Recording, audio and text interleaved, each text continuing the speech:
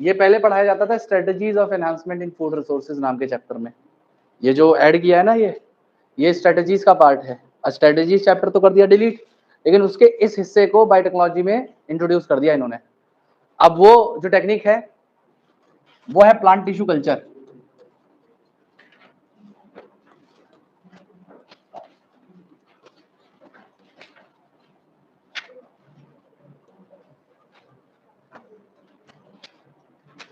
देखिए plant tissue culture के बारे में सुनिएगा सभी लोग, प्लांट टिश्यू कल्चर के बारे में सुनिएगा। देखिए प्लांट टिश्यू कल्चर वो टेक्निक है जिससे हम प्लांट के किसी भी टिश्यू को लेके, किसी भी प्लांट के किसी एक टिश्यू को लेके एक कंप्लीट न्यू प्लांट तैयार कर सकते हैं। एक पूरा नया प्लांट तैयार किया जा सकता है एक टिश्यू से, किसी भी प्लांट से। और ये एबिलिटी केवल प्लांट के पास है, जिसकी वजह से ये टिश्यूज इस पूरे नए प्लांट को बना पाएंगे। उस एबिलिटी को हम कहते हैं टोटीपोटेंसी। क्या कहते हैं? टोटीपोटेंसी। तो जो प्लांट सेल होती है वो टोटीपोटेंट होती हैं। क्यों हंस रही है तू? टोटी वर्ड की वजह से नहीं, अरे कहने की जरूरत क्या है, मैं बोल रहा हूँ टोटीपोटेंट, वो स्माइल कर रही है। अरे टोटीपोटेंट मतलब बेटा एक वर्ड है, ऐसा नहीं है इसमें टोटियों की बात हो रही है, ठीक है। टोटीपोटेंसी एक एबिलिटी होती है प्लांट की, जिसकी वजह से उसकी एक सेल या टिश्यू पूरे एक नए प्लांट को बना सकता है। उसी को हम लोग टोटीपोटेंसी कहते हैं। अब इस टोटीपोटेंट नेचर की वजह से हम क्या करेंगे, जैसे सपोज यहाँ पे एक प्लांट है, इस प्लांट के ये लीव्स हैं, रूट्स हैं, स्टेम हैं, अलग अलग पार्ट हैं। तो आप इस प्लांट से क्या करें, किसी भी एक पार्ट को, या तो लीव से या स्टेम से या रूट से, किसी भी पार्ट से आपने एक टिश्यू को ले लिया। अब ये जो पार्ट मैंने यहां से लिया है वेजिटेटिव, इसको मैं नाम दे रहा हूं एक्स प्लांट। क्या कह रहा हूं इसे मैं? एक्स प्लांट कह रहा हूं। मैंने कहा कि एक प्लांट था, इस प्लांट के किसी भी वेजिटेटिव पार्ट को, लीव को, स्टेम को या रूट को मैंने लिया और उस पार्ट को मैंने नाम दे दिया क्या? X plant. अब मैं इस एक्स प्लांट को ले जाऊं और ले जाकर स्टेराइल कंडीशन में ग्रो करवाऊं एक कल्चर प्लेट के अंदर। अब ये मैंने यहाँ पे कल्चर प्लेट ले ली। कुछ जगहों पे बात की गई है कि भाई टेस्ट ट्यूब के अंदर भी ऐसा किया जा सकता है। टेस्ट ट्यूब में आप सेमी सॉलिड मीडियम एगरोज का इस्तेमाल करें और इसके अंदर जो भी असेंशियल न्यूट्रिएंट चाहिए होंगे उन सबको यहाँ पे इसमें मीडियम में ऐड कर दें। अब वो असेंशियल चीजें क्या क्या हो सकती हैं? हमें एक कार्बन सोर्स चाहिए होगा, तो वो हम यहाँ पे सुक्रोज के तौर पे प्रोवाइड करेंगे।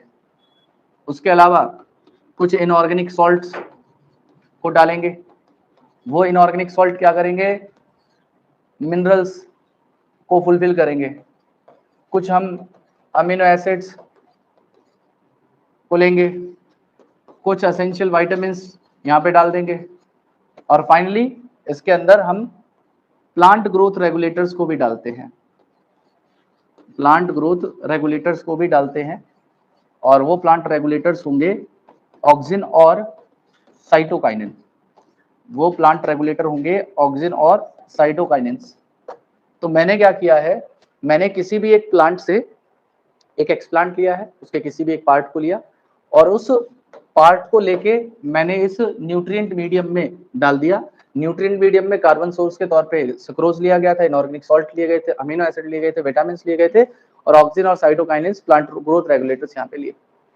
तो after some time you will see ये जो प्लांट का पार्ट है जो आपने यहाँ पे डाला, ये धीरे धीरे डिफरेंशिएट करना शुरू कर देगा, डिवाइड करना शुरू कर देगा और डिवाइड करने के बाद में एक अनडिफरेंशिएटेड मास ऑफ सेल बनाएगा जिसे हम लोग कैलस कहते हैं। अगर यहाँ पे रखा तो ये कैलस बना लेगा, ये कैलस कहलाएगा। तो आपने स्टेराइल कंडीशन प्रोवाइड की है और इसे प्लांट को आप किस में ग्रो करवाना चाह रहे हो, टेस्ट ट्यूब में या कल्चर प्लेट में। तो आप देखेंगे कि ये एक्सप्लांट कैलस बनाएगा और कैलस बनाने के बाद में यहाँ पे इसके अंदर रूट की फॉर्मेशन होनी शुरू हो जाएगी। तो सबसे पहले रूट फॉर्म होगी और रूट फॉर्म होने के बाद यहाँ पे स्टेम की फॉर्मेशन होगी और स्टेम फॉर्मेशन होने के बाद में आपको एक पूरा एक नया प्लांट यहाँ पे इसी हिस्से से बनता हुआ नजर आएगा। अब आप क्या करेंगे, इस प्लांट को पहले आर्टिफिशियल सॉइल में ट्रांसफर करेंगे। आर्टिफिशियल सॉइल में ट्रांसफर करेंगे इसको क्या करने के लिए, एक्लिमेटाइजेशन करने के लिए। एक्लिमेटाइजेशन का मतलब होता है किसी चीज को एडजस्ट करना। जैसे भाई आप अभी तक इस प्लांट को बिल्कुल लेबोरेटरिकल कंडीशन में सारी चीजें प्रोवाइड करते हुए तैयार करा था, अब अचानक से इस प्लांट को उठा के आप वाइल्ड कंडीशन में सॉइल के अंदर लगा दो तो ये प्लांट सर्वाइव नहीं करेगा। तो उससे पहले मुझे क्या करना पड़ेगा, इसको एक ऐसी इंटरमीडिएट कंडीशन देनी पड़ेगी जिसमें यहाँ से थोड़ा सा हार्श एनवायरनमेंट हो। तो वो देने के लिए हमें क्या करना पड़ता है, ग्रीन हाउस बनाने पड़ते हैं। ग्रीन हाउसेस बना के आर्टिफिशियल सॉइल होती है उसमें इन प्लांट को ट्रांसफर कर दिया जाता है। थोड़े टाइम तक वो प्लांट वहां पे ग्रो करते हैं। क्यों, ताकि जब मैं उन प्लांट्स को उठा के सीधा सॉइल में सॉ करूंगा तो वो उस कंडीशन के हिसाब से एडजस्ट हो जाए। और अगर मैंने डायरेक्टली ले जाके इसको वहां पे ग्रो करवा दिया तो ये प्लांट सर्वाइव नहीं करेगा। मेरी बात आपको समझ में आ रही है? तो यहाँ पे दूसरा जो स्टेप होता है वो होता है एक्लीमेटाइजेशन। एक्लीमेटाइजेशन के लिए आप क्या करोगे, इस प्लांट को ट्रांसफर कर दोगे ग्रीन हाउस के अंदर। इनको आप ट्रांसफर कर दोगे ग्रीन हाउसेस के अंदर और इन ग्रीन हाउसेस के अंदर आप इस प्लांट को ग्रो करवाओगे, एडजस्ट करवाओगे एंड लेटर ऑन आप उसे ट्रांसफर कर दोगे सॉइल में या नेचुरल एनवायरनमेंट में। तो ये जो पूरा एक प्रोसीजर था जिसमें हमने प्लांट की उस एबिलिटी को यूज करते हुए एक पूरा नया प्लांट तैयार करा एक छोटे से हिस्से से, इसी चीज को क्या कहा जाता है, टिश्यू कल्चर या प्लांट टिश्यू कल्चर कहा जाएगा। क्लियर है मेरी बात? अब प्लांट टिश्यू कल्चर हमने कर लिया। प्लांट टिश्यू कल्चर को हम लोग अगर लार्ज स्केल पे करते हैं, अगर प्लांट टिश्यू कल्चर को हम लार्ज स्केल पे करते हैं और बहुत सारे प्लांट्स एक साथ तैयार कर लें तो उसी चीज को माइक्रो प्रोपोगेशन कह दिया जाता है। मैं कह रहा हूं प्लांट टिश्यू कल्चर टेक्निक के थ्रू आपने हजारों प्लांट एक साथ तैयार करे। मतलब जैसे सपोज ये आपके पास में एक लीफ थी तो इस लीफ के छोटे छोटे छोटे छोटे फ्रेगमेंट जितने भी आप तोड़ सकते हो या काट सकते हो, आपने इस लीफ से सौयों फ्रेगमेंट्स कर लिए और हर एक फ्रेगमेंट को अलग अलग इसी तरीके से कल्चर मीडियम में ट्रांसफर करा और वहां से नया प्लांट बनवा लिया। तो आपने क्या किया, एक साथ हजारों प्लांट्स तैयार किए प्लांट टिश्यू कल्चर टेक्निक की मदद से। इसको हम लोग माइक्रो प्रोपोगेशन कहेंगे। क्या कहेंगे इसे? माइक्रो प्रोपगेशन कहेंगे। और माइक्रो प्रोपोगेशन से जो प्लांट तैयार होंगे हजारों की संख्या में, वो सारे के सारे प्लांट्स सिमिलर होते हैं टू द पेरेंट प्लांट। मतलब जिस प्लांट से उनका एक्स प्लांट को लेके इन्हें तैयार किया गया था, तो ऐसे प्लांट्स जो अपने पेरेंट प्लांट से बिल्कुल सिमिलर होते हो जेनेटिकली, उनके लिए टर्म यूज किया गया है सोमेक्लोन्स। उन्हें हम लोग नाम देंगे क्या? सोमेक्लोन। क्लियर है मेरी बात सभी को? तो प्लांट टिश्यू कल्चर समझ में आ गया, प्लांट टिश्यू कल्चर के अंदर क्या किया जाता है वो समझ में आ गया, माइक्रो प्रोपोगेशन क्या होता है वो समझ में आ गया। माइक्रो प्रोपोगेशन के थ्रू जो प्लांट्स बनते हैं उन्हें हम लोगों ने क्या नाम दे दिया? सोमेक्लोन्स नाम दे दिया। क्लियर है मेरी बात सभी को? अब हम क्या कर सकते हैं, माइक्रो प्रोपोगेशन से हम लोगों ने सोमेक्लोन तैयार कर लिए हैं। अब इसी के अंदर एक टेक्निक है जिसको डिस्कस किया गया है जिसका नाम है मेरिस्टम कल्चर। जिसका नाम है मेरिस्टम कल्चर। ये जो मेरिस्टम कल्चर करते हैं बेटा हम, ये मेरिस्टम कल्चर हम करते हैं वायरस फ्री प्लांट के लिए। इन मेरिस्टम कल्चर को किया जाता है वायरस फ्री प्लांट्स को बनाने के लिए। अब इसमें क्या किया जाएगा, तो मेरिस्टेमेटिक टिश्यूज आपने जानते होंगे किसी प्लांट के दो हिस्सों में जनरली होते हैं।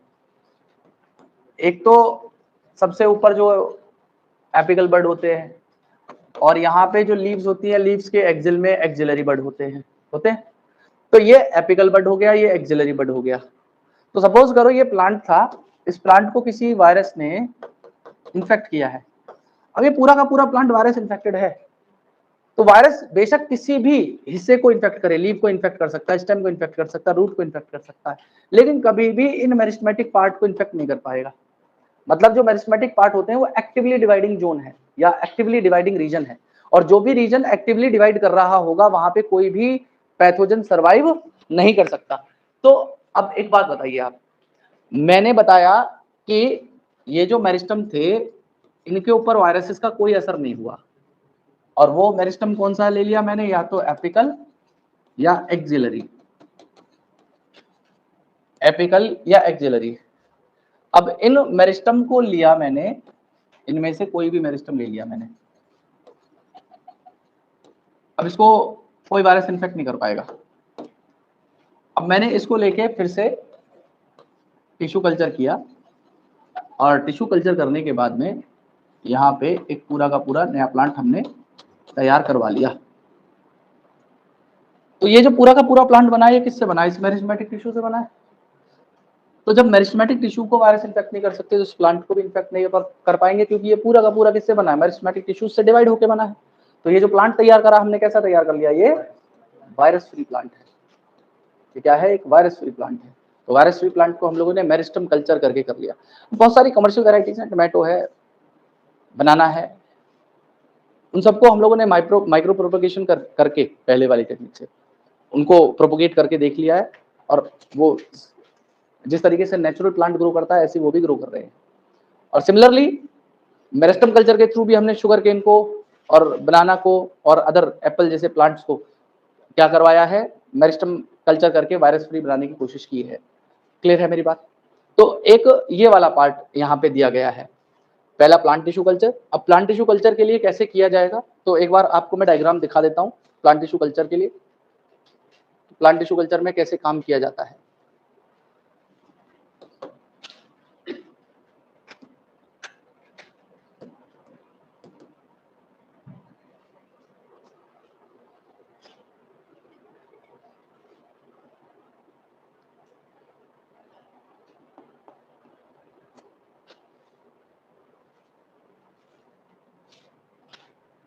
देखो ये कैनाबिस प्लांट का टिश्यू कल्चर है, आप लोग घर पे करके देखना इसे, ठीक है। कुछ और नहीं हो सकता था, कैनाबिस का टिश्यू कल्चर कर रहे हैं। अब ध्यान से सुनिए इधर, देखिए यहाँ पे क्या दिखाया गया है कि एक प्लांट था, इस प्लांट की लीफ को लिया और उसके छोटे छोटे एक्सप्लांट बनाए, पार्ट्स किए, और उन एक्सप्लांट को हम लोगों ने क्या किया, इस कल्चर के अंदर डाल दिया।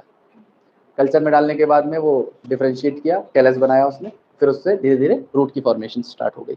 रूट की फॉर्मेशन होने के बाद में हमने क्या किया है, उसके अंदर देखा कि थोड़े टाइम बाद शूट इंडक्शन, शूट की फॉर्मेशन हुई।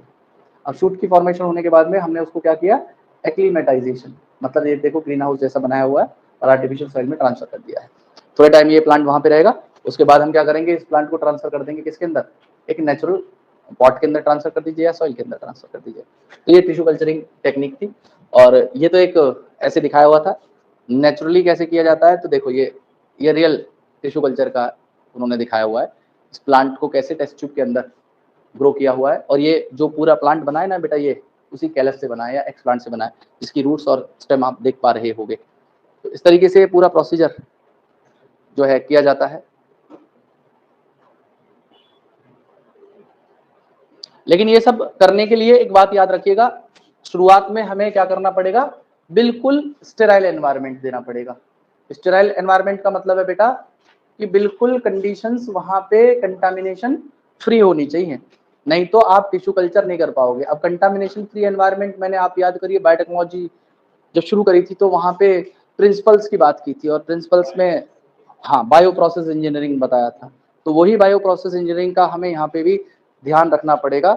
ये देखिए इन्होंने कुछ स्टेजेस दिखा रखी है, ये पहले कल्चर तैयार किया है, इसके अंदर उन सारी चीजों को ऐड कर दिया। क्या क्या ऐड करना था, सक्रोज ऐड करना था कार्बन सोर्स के तौर पे, उसके अलावा अमीनो एसिड, इनऑर्गेनिक सॉल्ट्स और वाइटामिन, ये सारी चीजें हमने यहाँ पे ऐड कर दी।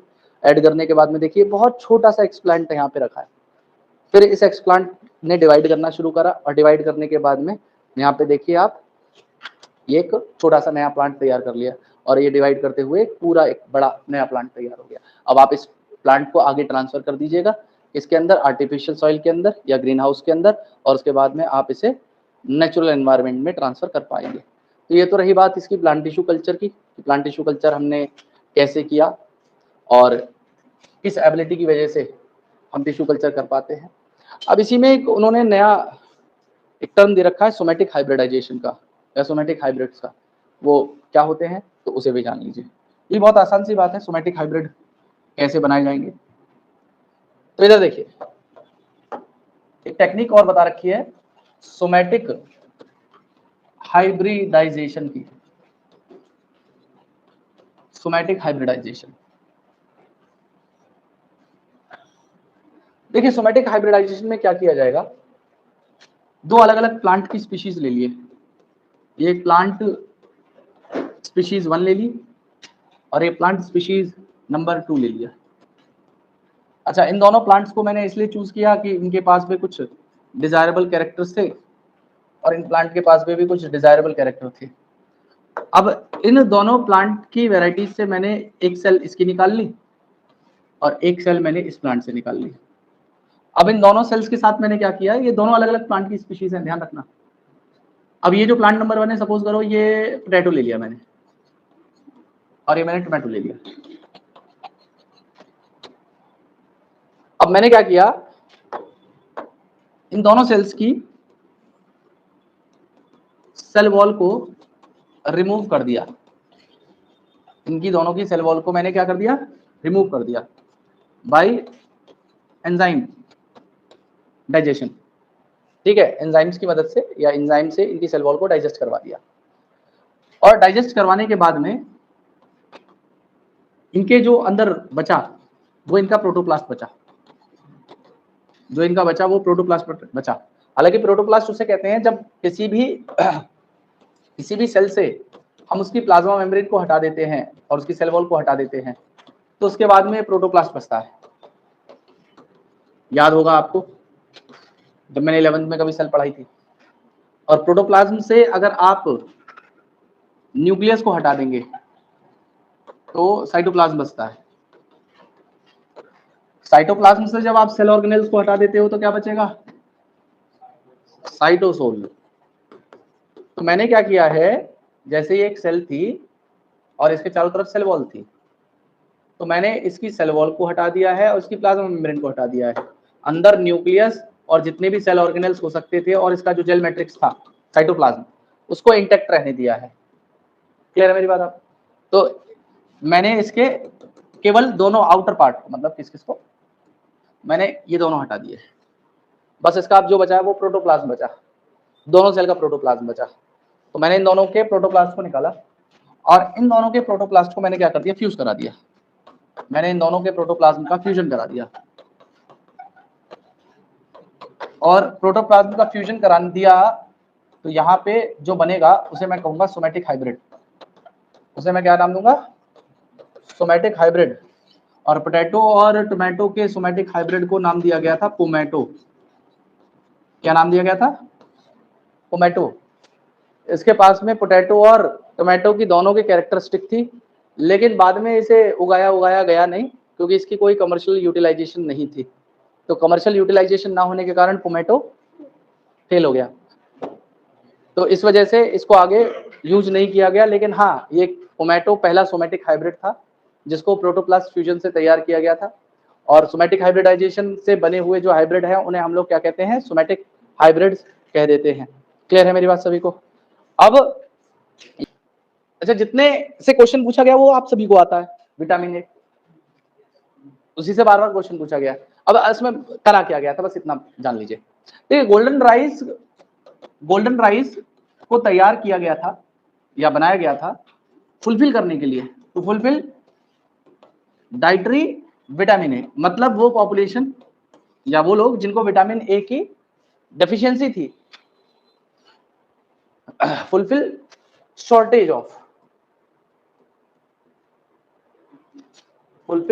ऑफ डाइटरी विटामिन ए, इसके लिए गोल्डन राइस को तैयार किया गया था। अब अगली बात यहां पे ये आती है कि इसे कैसे तैयार किया गया। तो बेटा एक जीन होती है और वो जीन किसकी होती है, बीटा कैरोटीन नाम का एक पिगमेंट प्लांट्स में ऑलरेडी प्रेजेंट होता है। तो ये बीटा कैरोटीन जीन को इंट्रोड्यूस कराया गया था, क्यों? क्योंकि ये बीटा कैरोटीन जीन प्रिकर्सर होती है ऑफ प्रोविटामिन ए, ये प्रोविटामिन ए की प्रिकर्सर होती है। तो जो चीज प्रोविटामिन ए को बना सकती है तो प्रोविटामिन ए आगे चल के ऑब्वियस सी बात है विटामिन ए की सिंथेसिस करवाएगा। अब बात यहां पे ये आती है कि ये जो बीटा कैरोटीन की जीन थी, ये बीटा कैरोटीन की जीन प्लांट में ऑलरेडी प्रेजेंट होती है, लेकिन ये प्रेजेंट होती है उसकी लीव्स में, ना कि उसके सीड या एंडोस्पर्म में। और हमें क्या चाहिए था, हमें इस जीन को एक्सप्रेस कराना था किसके अंदर, एंडोस्पर्म या सीड के अंदर, ताकि वहां पे ये जीन जाए और जाके विटामिन ए की सिंथेसिस करवा पाए। मेरी बात आपको समझ में आ रही? तो मैं यहां पे ये कह रहा हूं कि दिस बीटा कैरोटीन जीन या बीटा कैरोटीन ऑलरेडी प्रेजेंट होता है इन प्लांट लीव्स, बिकॉज इसका फोटोसिंथेसिस में बहुत बड़ा रोल है, या फोटोसिंथेसिस करवाने में ये कैरोटीन पिगमेंट्स इन्वॉल्व होते हैं। लेकिन